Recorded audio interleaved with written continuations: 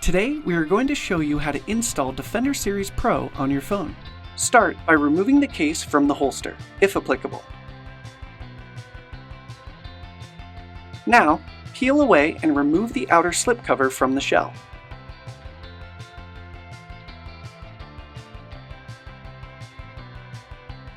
Separate the shell halves by locating the arrows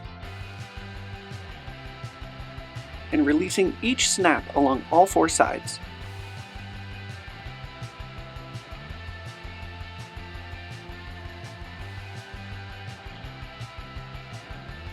Place your phone into bottom half of the shell, aligning camera and buttons to case openings. Place the shell top on the phone and snap the two case pieces together along all edges.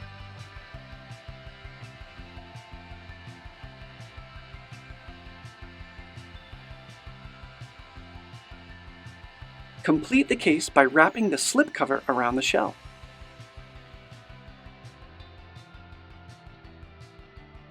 Press around all edges to ensure slipcover is engaged in all grooves and notches for a secure fit.